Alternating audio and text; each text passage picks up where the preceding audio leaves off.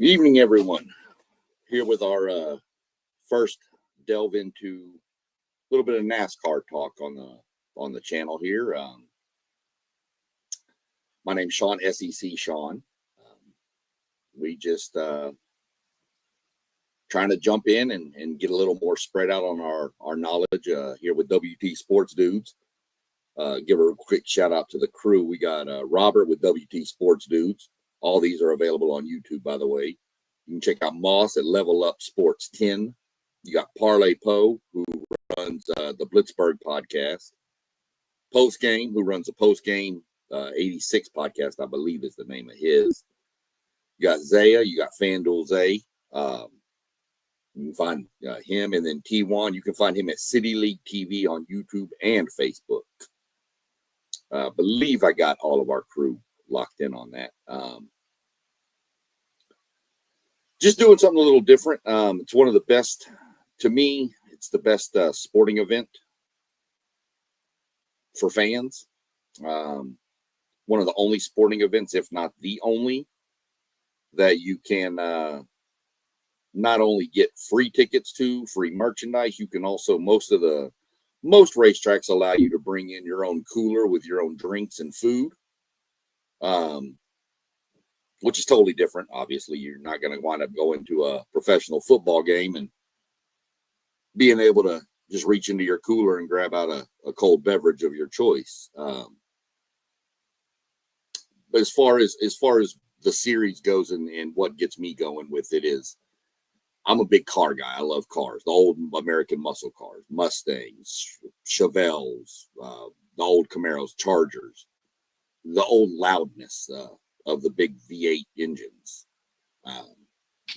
It gets me sucked in. I love it. I just one of those things. Let's see, we got some people in the chat already over here. We got we got Moss over here with Level Up 10 Sports. Evening, Moss. Good to see you. See Post Game popped in. Post Game, how's you? Hope your evening's going good. But as far as it goes with the whole sport is it's a crazy start. If you go back and look at the history of NASCAR, it started by moonshiners running from the law, and they just started there. Let's just, instead of do this, let's race. Pretty good movie out there to give you the intro, the beginning of it. It's called Red Dirt Rising. You can find it on Netflix too. Pretty good little show. Tells you kind of the origins of the sport. Sport's been around 76 years. It's the best form of motorsports in my mind. It's bumper to bumper.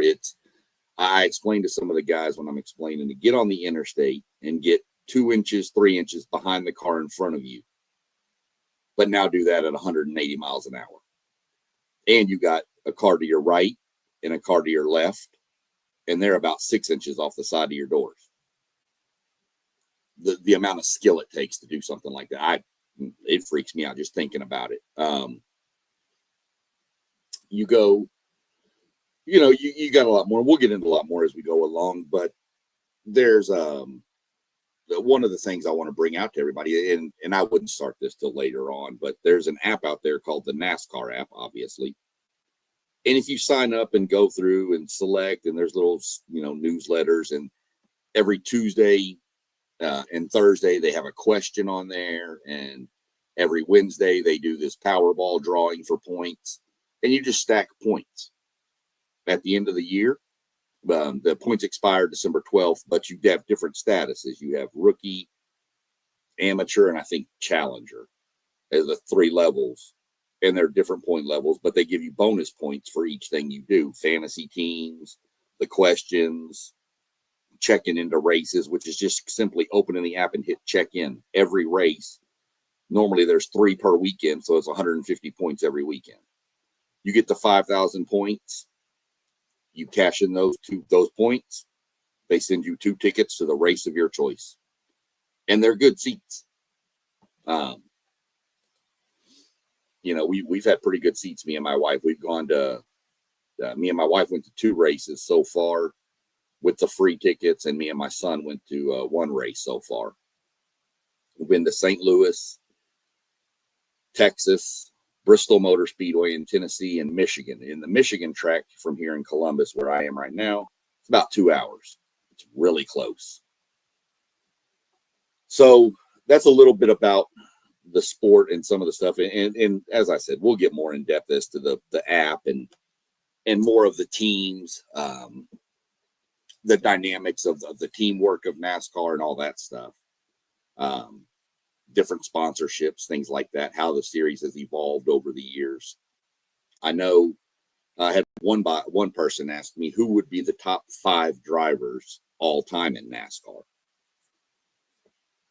And that's a tough one. The first 3 are really easy. Richard Petty, known as the King, has 200 wins by far. The next closest to him has 105. Dale Earnhardt Sr. and Jimmy Johnson. Now, those 3 are easy 1, 2, 3 because those are the only 3 people with 7 championships. In fact, Jimmy Johnson holds the record. He won 5 consecutive. And that's, I mean, you think it's hard winning back-to-back in football, basketball, baseball. Doing 5 in a row in a sport where 36 other competitors are on the field at the same time at every race, 36 races a year. That's probably never, it will probably never be matched again. 4 and 5 can be debated. I put Jeff Gordon at 4 because he has the next, which is the 4 championships. And Jeff Gordon was really one of the first ones to bring kind of the younger crowd in. Everybody called him Hollywood and Pretty Boy and numerous other nicknames. He was like one of the real first big ones from California to make it. So this series, I mean, used to be based pretty much in the South and the East. And now it's nationwide. In fact, last year we raced in Mexico City. They're trying to go international. The 5th person on the list, I don't know about this. I put Darrell Waltrip and then David Pearson. I put both of them. David Pearson is the gentleman with 105 wins. He has 3 championships. Darrell Waltrip has 3 championships and 84 wins.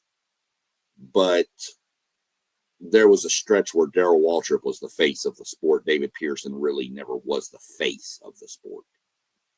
So I kind of put those 2 in a tie. But look, you start getting into NASCAR, you have a driver, you start following a driver, you could follow a driver who's young right now, up and coming.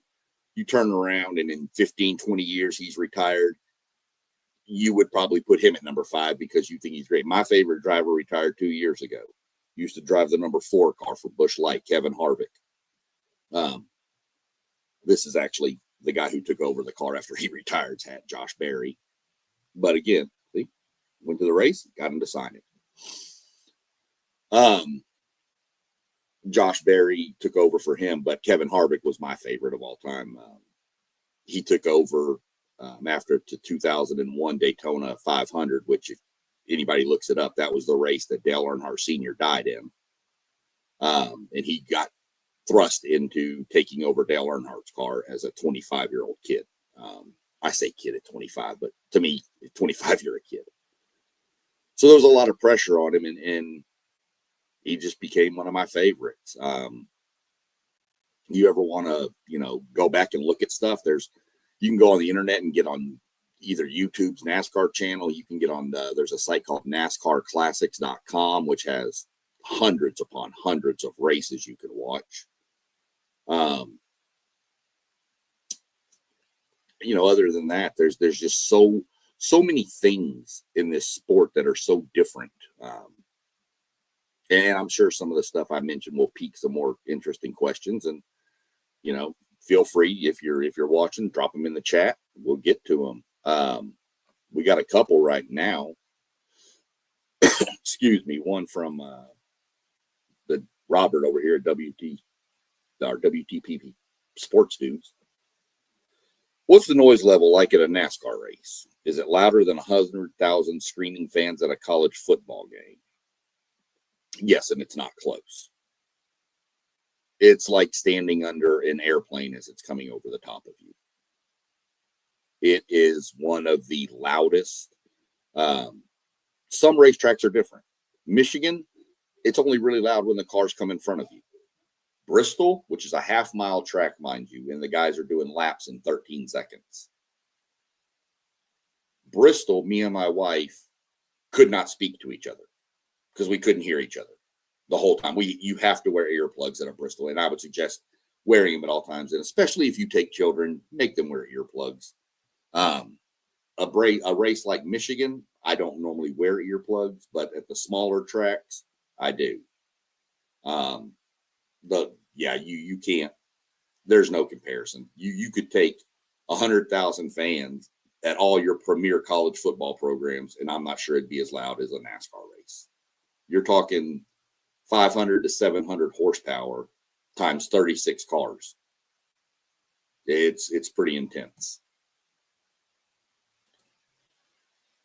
Next, same person here. Okay.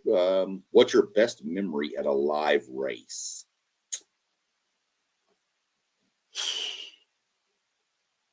It's kind of a tie. The first race, well, not the first race, but one of the races of the first race I went to with my son was the final year that my favorite driver was racing. And so I drove over to St. Louis and got to watch him race one last time live. That was pretty cool. And to share it with my son, and my son got kind of hooked into the sport. He goes to the St. Louis race almost every year now. The other part of it would be the year we went down to Bristol, Tennessee, me and the wife. We made a whole weekend of it. We went to Charlotte to the NASCAR Hall of Fame. I'll get more into that at the end of this podcast. But my wife is one that she would watch it. It'd be on TV and she'd peek up when I say something about, big wreck or whatever. She'd look. But she wasn't really into it.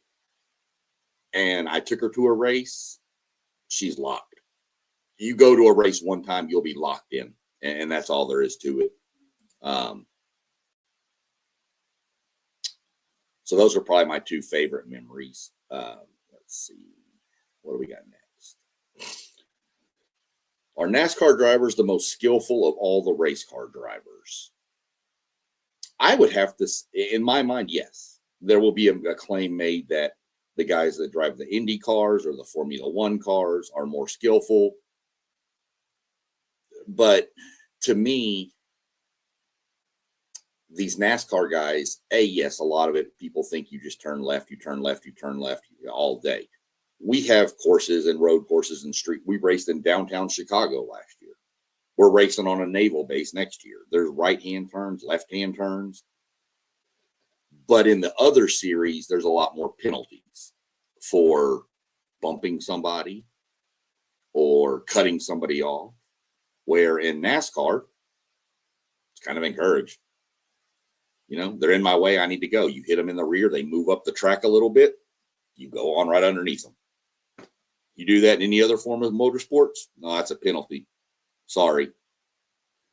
So, to me, they're the most skillful, because you've also got 36 cars on the track, sometimes more.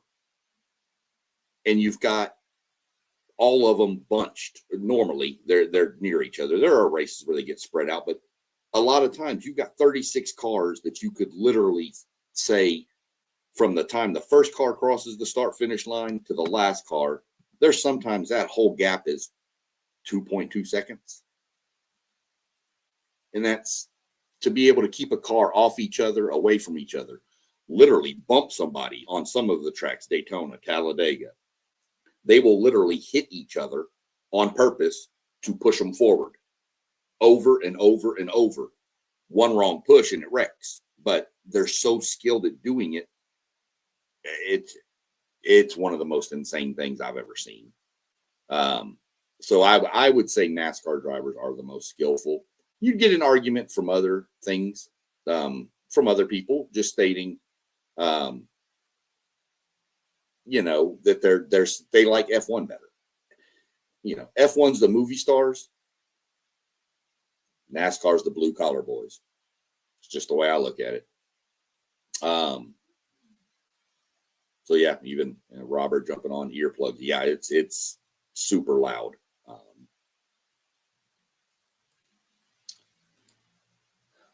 Post game, good question. How good was Danica? Um, Danica was good,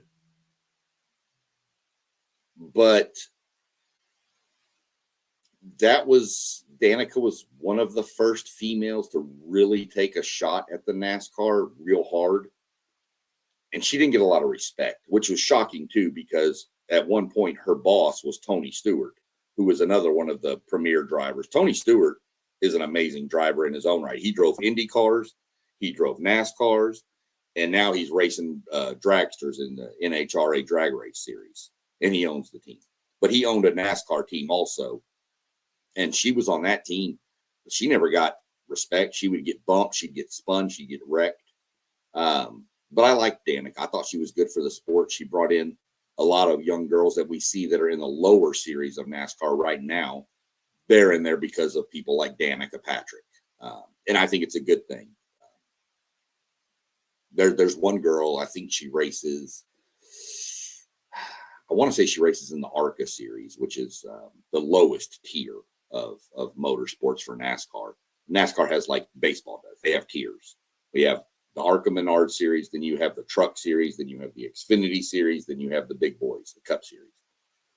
She's down in there, but her name's Isabella Robusto, and that girl's always in the top 5. She's a name I'm watching for females to come out of the levels down there. Differences between, we already kind of talked about that, but those differences between the penalties for bumping each other and stuff, there's also some others. I mean, NASCAR cars are all the same, give or take. They're stock cars. They're cars. They have to be in production from the manufacturer to be raced. And of course, they're modified with bigger engines and roll cages and all that safety stuff. But Ford races the Mustang. Chevy races what is now the Camaro, but they're stopping production of the Camaro. So Chevy has to find a new car.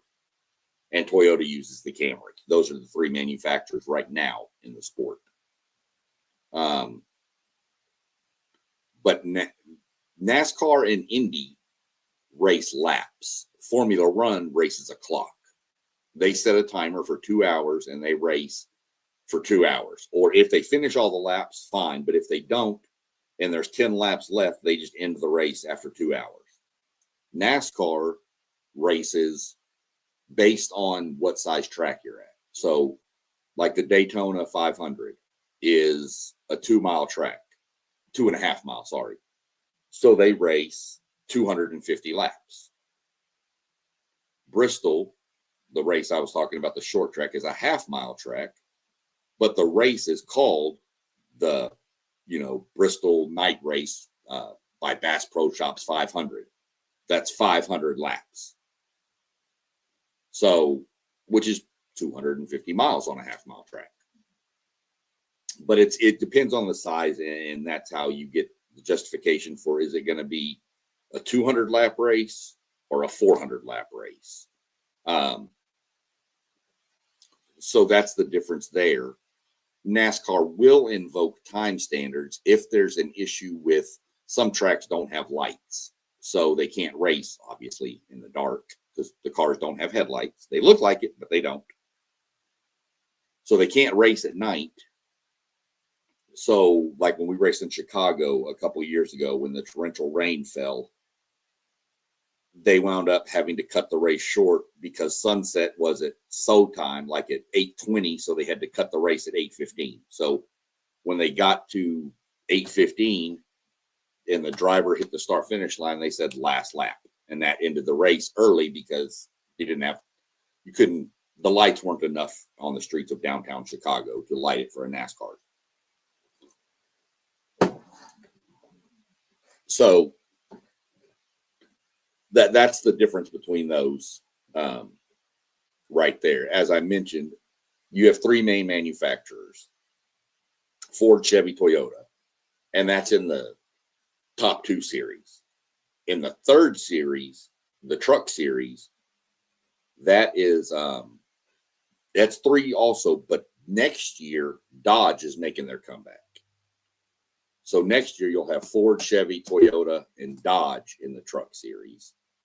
And Dodge is bringing back their Hemi and all that. So pretty exciting to have the Dodge boys come back. They were always a pretty big part of this sport. Going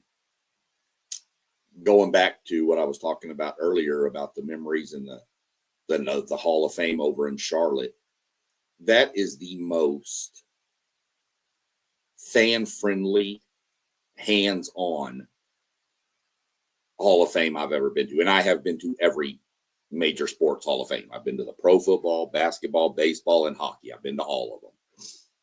And that one right there is by far the most fan-friendly.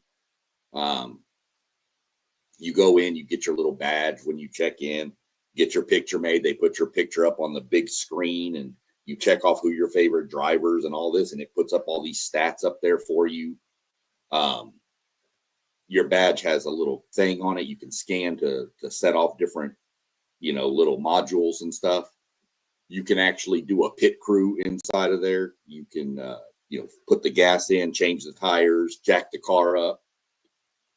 You can get on their simulator and race an actual car. And then if you're good enough on the simulator, then you can actually go into an actual race mechanism inside of a car with 12 other people racing on a big screen.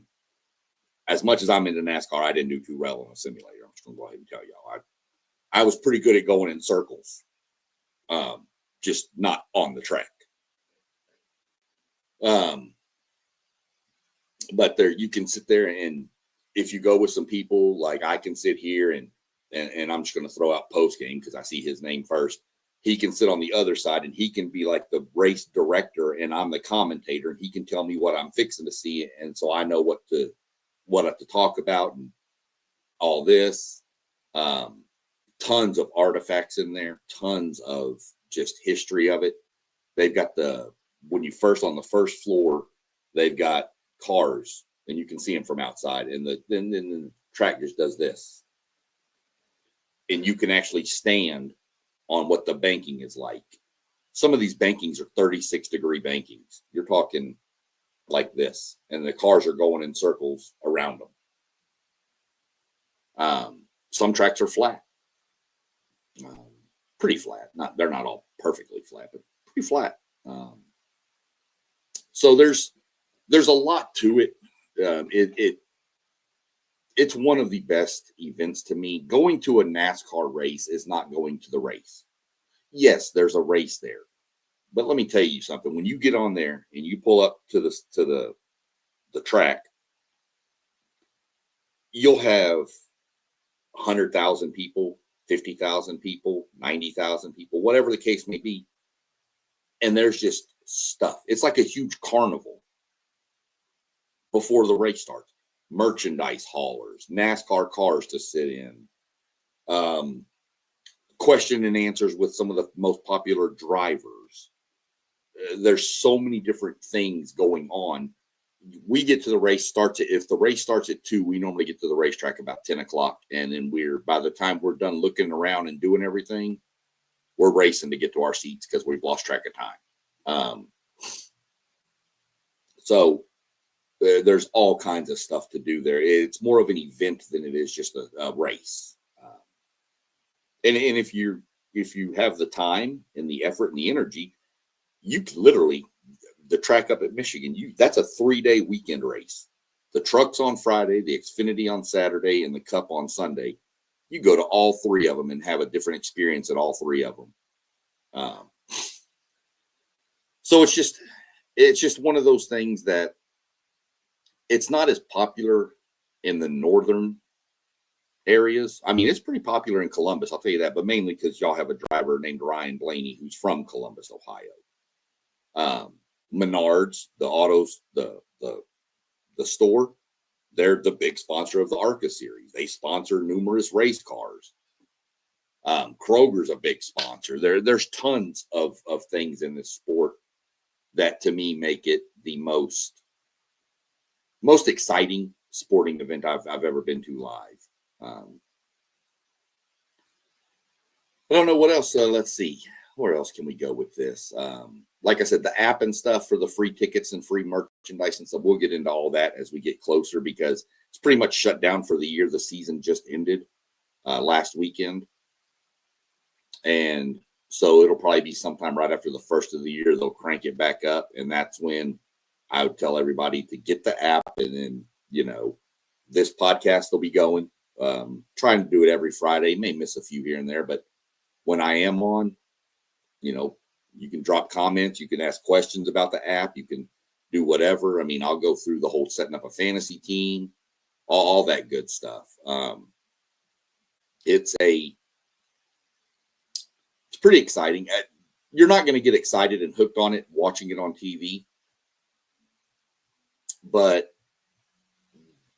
get the app, get some free tickets, go to a race up in Michigan, Indianapolis. We race at Pocono over in Pennsylvania. St. Louis is only 6 hours. There's talks they're going to bring back the Kentucky Speedway, which is just south of Cincinnati.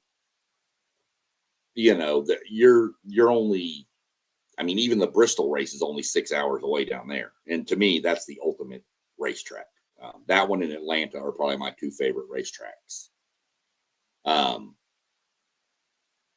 So, once you go, you're going to be hooked, especially if you like cars.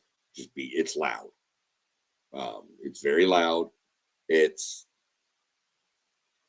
just loud. And it's not, there's dirt and debris flying all over the place because cars are going by at such a fast rate of speed. It's like you may notice my shirt says Blackjack. Well, that's Josh Berry. He drives the number 21 car. And he won the race in Las Vegas this year. So they put out a shirt called Blackjack, and I immediately had to have it. Best venue to go to? I would always, as much as I hate to say it, being I'm from that state, I would not go to the Texas race. It's normally a pretty good race. The problem here recently, it had a few bad spots, but you got to remember you're outside and you're in Texas, and it's normally in like May or June. So it's not real fun. It's super hot. Best venue to go to. I like Atlanta. Atlanta is fun. There's a lot to do. It's south of Atlanta. It's not necessarily in Atlanta, but it's south of Atlanta by about probably 45 minutes. But there's plenty of stuff to do. If you could make a whole week out of it, which is what me and my wife do, by the way.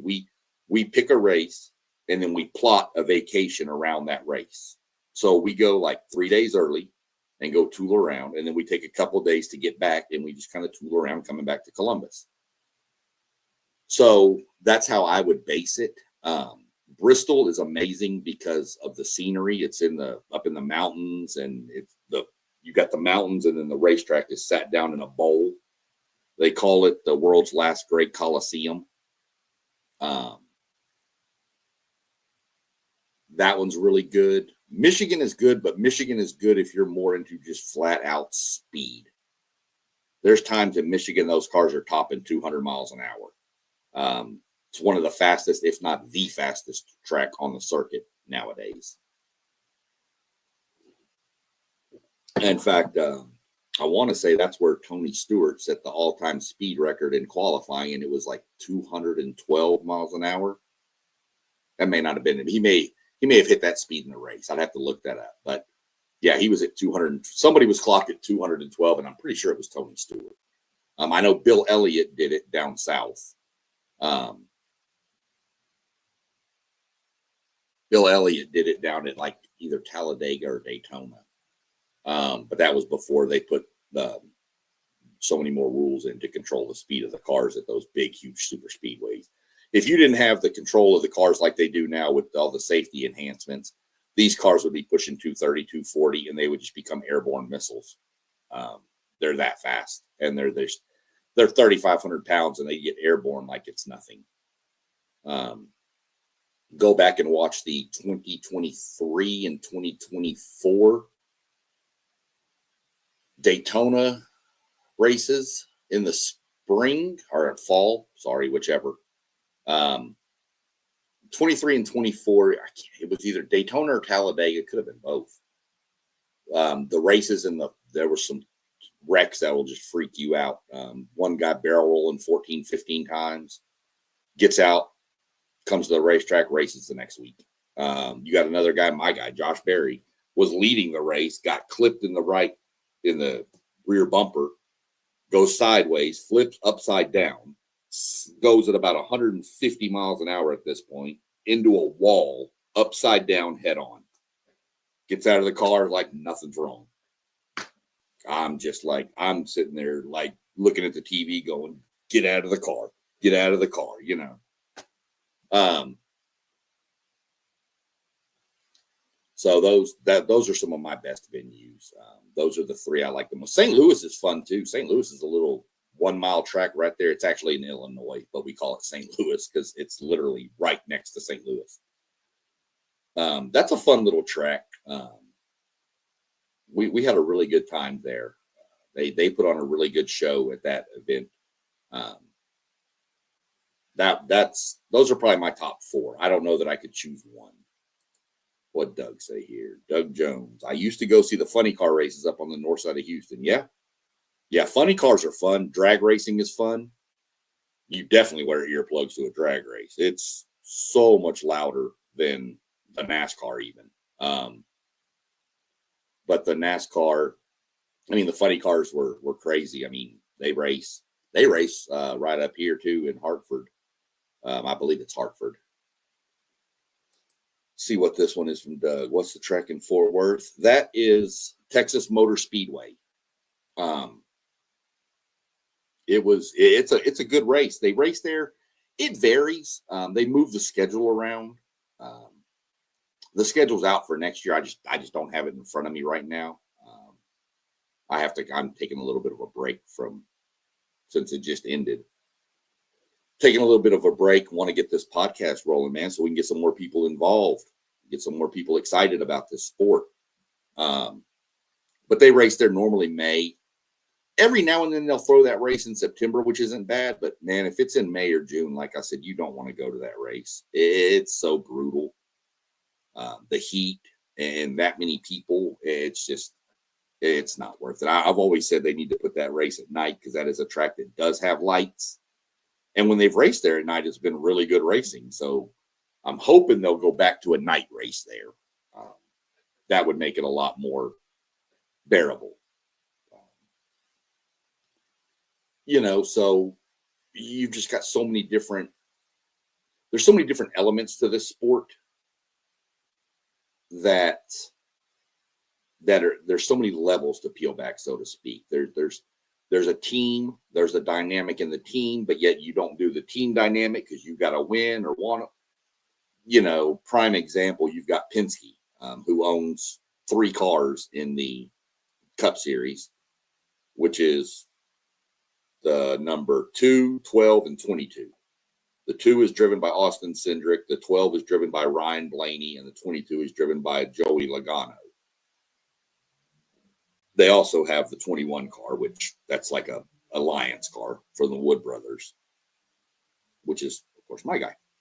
But they all have a dynamic that I don't care what you do as long as you don't wreck your teammate.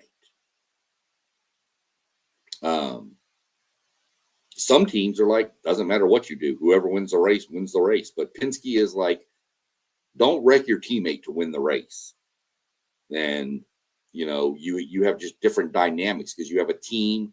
Then you have, an owner of the team who's got 3 separate teams, but yet they're all one team. And, it's just a crazy dynamic in the sport. It's the weirdest dynamic of all the major sports, especially when you take into consideration that when you think about it, the season just ended and the Daytona 500 is less than 100 days away.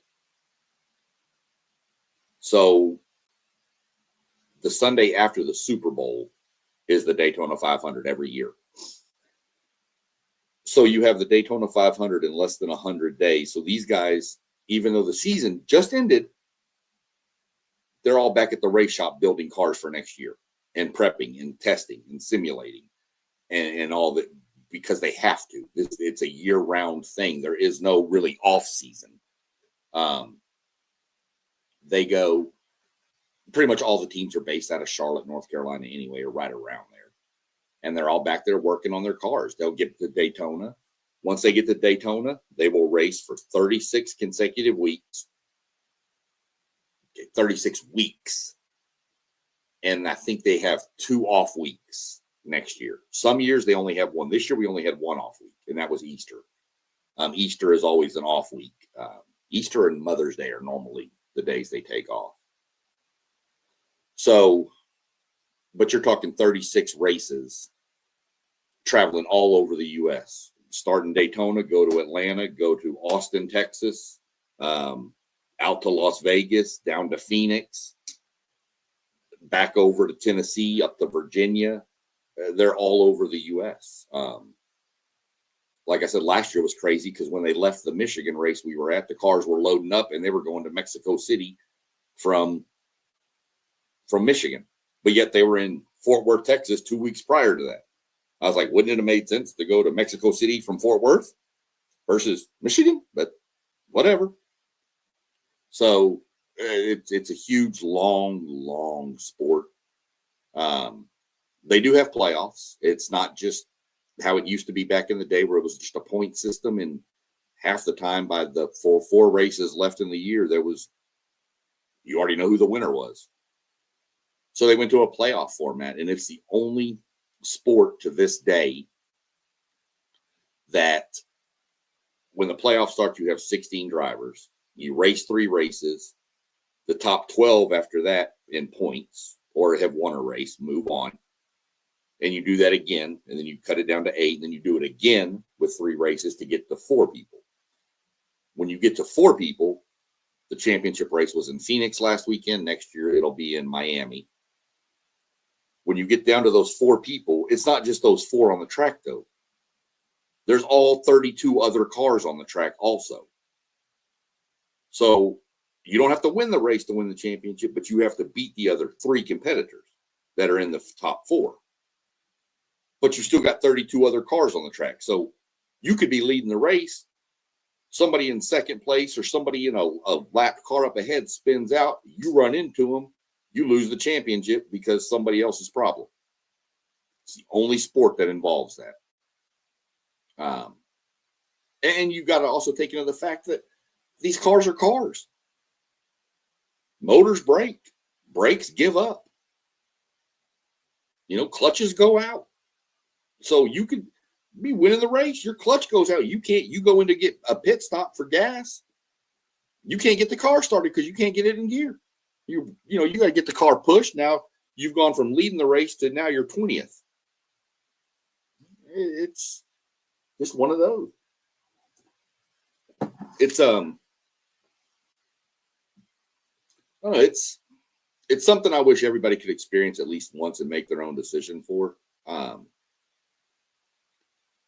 I'm gonna put some more stuff together for probably next week, and I'll go next week. I'll probably break down more of I'll have the schedule put up, so if anybody wants to know when races are, or you got questions on how long does it take to get the points built up. I mean, I can tell you this right now: if you do the app and you're adamant and you stay on top of the stuff, you can have 5,000 points by the time of the next year's over. I was on it this year. I did it every day. I'm obviously at the highest tier, but I had, I think I finished with 12,000 points. And if you think, I'm not going to go to a race next year, you don't have to. They have sweepstakes. You take your points, put them on a sweepstakes. Sometimes it's free Sunoco gas for a year. Sometimes it's win a VIP trip to the championship race. Just all kinds of different stuff. So there's plenty to do with the points and the stuff you earn. It's not just race tickets. So just you know, like I said, if you want, I mean, we'll get more into it. We'll get some more questions from y'all. We'll get some people rolling in. We'll knock out what we can do and see if we can turn some people on and get this rolling. I mean, like I said, to me, no better fan experience than this place. Best sporting event fan experience I've ever been to, and I've been to every major sporting event there is. It's one of those things that's just so phenomenal. So looks like the questions have slowed down. Anybody got anything else before we get on out of here? If not, we're going to get on out of here, and I'm going to go crank up and spend the evening with the wife and relax.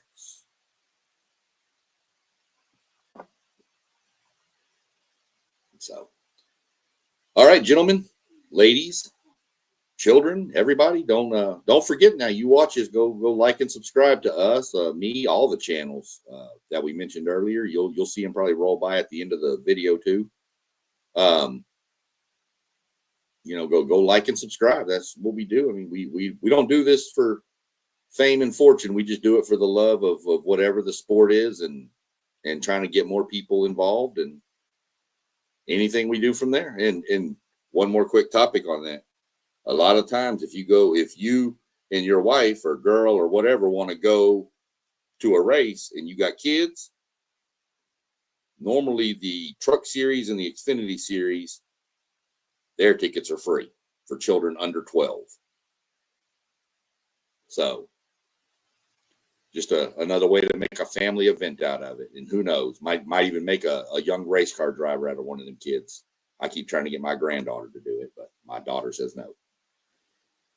So we'll jump on. We'll get some more stuff loaded for next week. We'll jump on next week. Other than that, check us out. We'll be back on the channel tomorrow. We'll be back on Sunday. We'll be back on probably Monday. Pretty much every day. Come check out WTP Sports Dudes. You won't regret it. I promise. Other than that, everybody have a great night. Stay safe, and we'll catch you on the next one.